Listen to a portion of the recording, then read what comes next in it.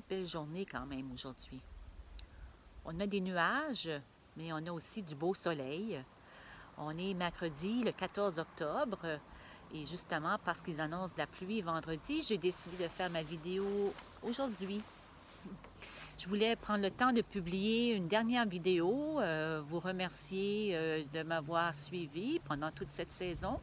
Ici, au potager, pas mal tous les légumes ont été récoltés. Il ne me reste que de la bêta-carde, du kale et mes courges musquées ou butternut. Alors, c'est pas mal la fin. Cette semaine, ce que j'ai fait, c'est beaucoup de sauce tomate, c'est sûr, parce que j'avais rentré toutes mes tomates, ça fait déjà un bon moment. Certaines étaient presque vertes, certaines étaient complètement vertes. La plupart ont rougi, alors à mesure qu'elles rougissaient, j'ai fait des sauces, j'en ai congelé. Cette année, mes haricots ont été un peu négligés avec la venue de Maya qui a pris beaucoup de mon temps.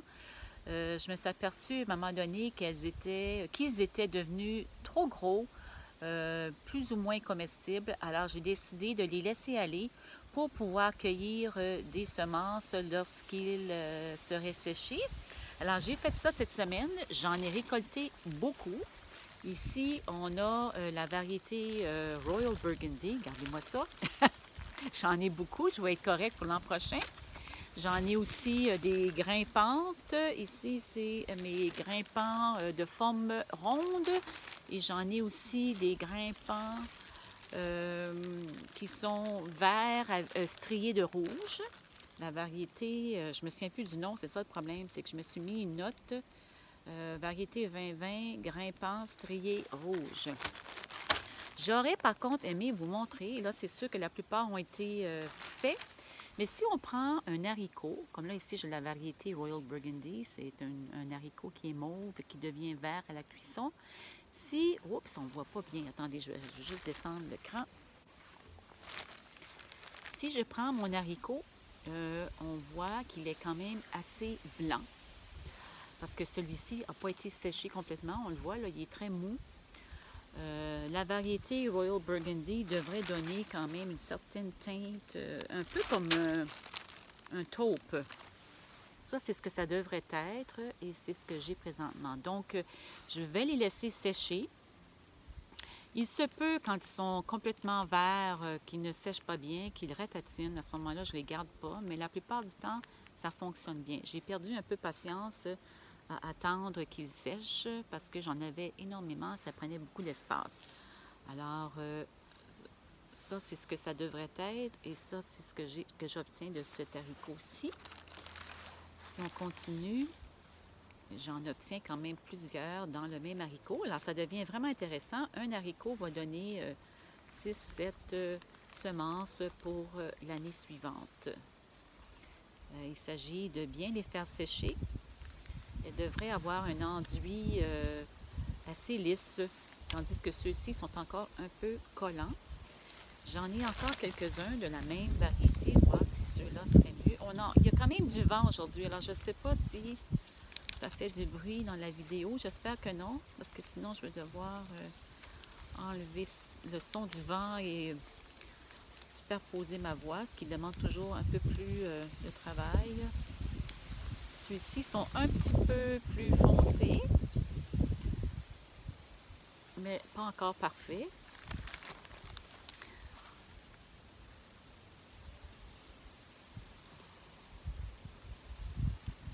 Ah, ça c'est déjà mieux. Ici, on voit que c'est lisse.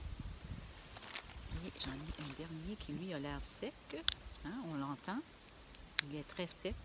Quand ils sont secs comme ça, normalement, les semences tombent d'elles-mêmes, comme c'est le cas ici.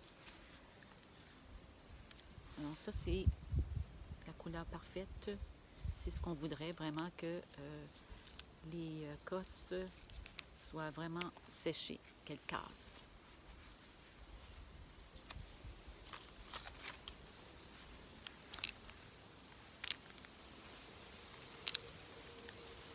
Alors, ces semences-là, vous pouvez les prendre telles quelles au printemps prochain, les semer en terre. Vous pouvez faire ça pour tous les types d'haricots. Alors, comme je disais, il reste très peu de choses au jardin. Je vais aller cueillir avec vous mes courges qui sont presque prêtes. Je vais devoir les faire sécher un peu à l'intérieur. Il est important qu'il y ait une bonne ventilation et quand même un peu de chaleur. Alors, je vais tenter de trouver un endroit propice à ça. J'ai encore de la bétacarde et du kale. C'est sûr qu'à ce temps-ci de l'année, ça ne pousse pas beaucoup, mais elles sont délicieuses, beaucoup plus sucrées parce qu'on a déjà eu un petit gel au sol. Alors, allons-y. Alors, nous sommes ici dans ma section courges. J'en ai plusieurs. En réalité, j'en avais 6. J'en ai mangé une déjà. C'était délicieux. J'avais hâte de voir si justement l'intérieur était comme on retrouve au supermarché. Et oui, effectivement, elle était très belle, très, très savoureuse. Alors, je vais toutes les enlever. Comme je vous disais, je vais les faire sécher un peu. Et ensuite, on pourra soit les... attendez, je vais le mettre ici.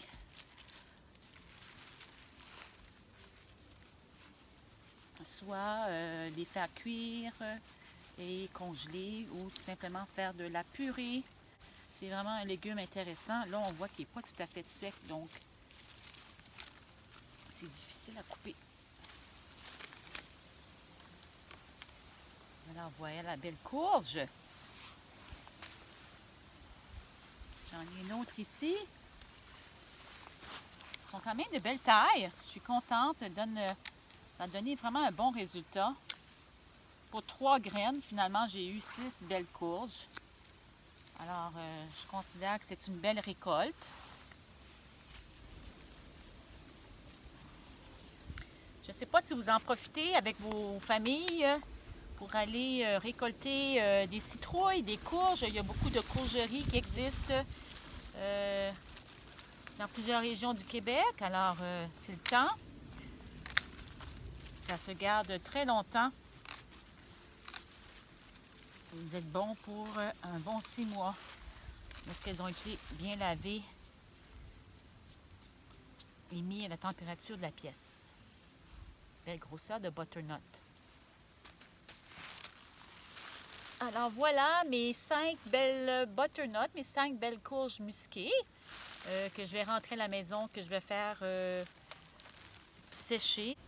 Ensuite de ça, on a la bétacarde qui est encore très belle. Je ne vais pas toute la récolter.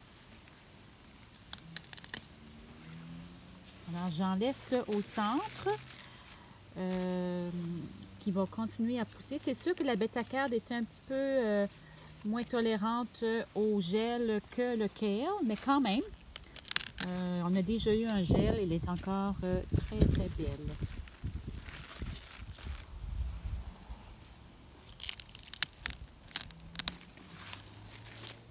Maya, tu veux de la bétacarde? Ouais, c'est bon. Ça fait le plaisir des humains et des petits chiens.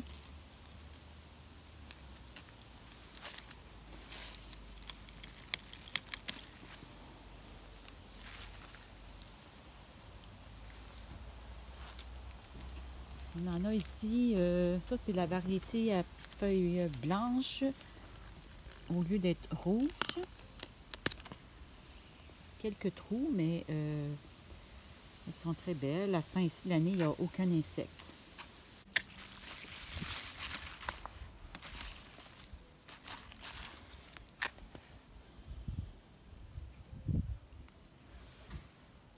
Alors là, on vient de voir que j'ai récolté de la bétacarde. Ça, c'était dans les bacs de mon conjoint Joël. Mais j'en ai aussi, moi, encore beaucoup ici dans mes 2 bacs. C'est-à-dire dans un des bacs carrés et dans l'autre bac, j'ai encore du kale. Les deux sont très, très beaux.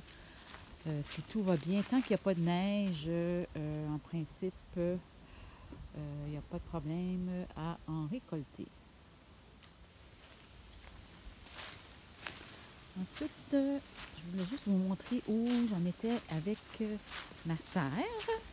Alors, on voit qu'on a vidé ici le bac récupérateur d'eau de pluie. Je l'avais mentionné, j'ai planté mon ail. Et à l'intérieur ici de ma serre, il n'y a que le kale qui continue. Le kale variété dinosaure, j'en ai encore beaucoup. J'en ai encore mangé cette semaine et avec ma serre, je devrais pouvoir, ça devrait au moins aller jusqu'en novembre. Par contre, pour ce qui est de mes aubergines et poivrons, c'est terminé. J'ai récolté quand même pas mal de poivrons, étonnamment. Petits, mais j'en ai quand même récolté une bonne douzaine. Alors, ça me dit que si jamais je veux recommencer un jour, c'est faisable. Je pense qu'il faudrait par contre que je débute mes semis un mois plus tôt. Je les avais débutés au mois de début mars. Je pense que je devrais peut-être les débuter début février parce que ça a pris quand même beaucoup de temps là, avant de partir. Ce que je vais faire par contre aujourd'hui, c'est que je vais couper les troncs des plants. Je vais garder la racine dans le sol. Ça va se composter et engraisser un peu ma terre. Comme vous pouvez voir, j'ai déjà récolté mes betteraves. J'ai laissé les feuilles au sol. Ça aussi, ça va se composter. Et bon, cette semaine, je récolterai encore un peu de kale qui, soit dit en passant, est encore très, très beau.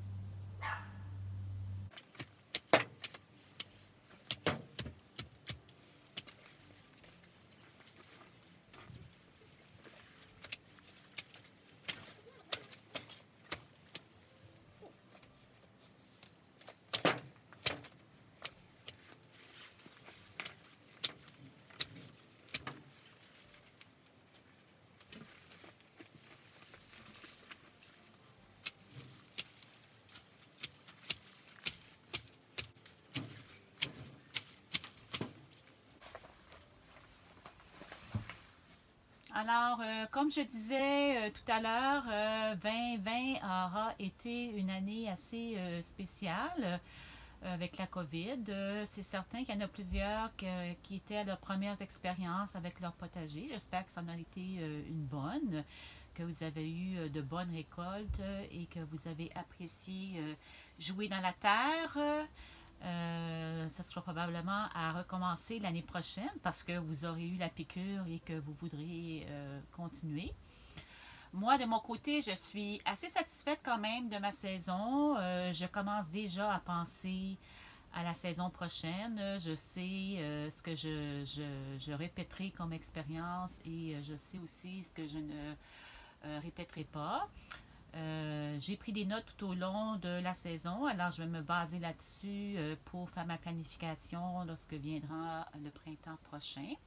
Alors j'espère vous retrouver l'an prochain et espérons que la COVID sera terminée, qu'on sera de retour à une vie assez normale et qu'on pourra reparler à nouveau de jardinage. À bientôt!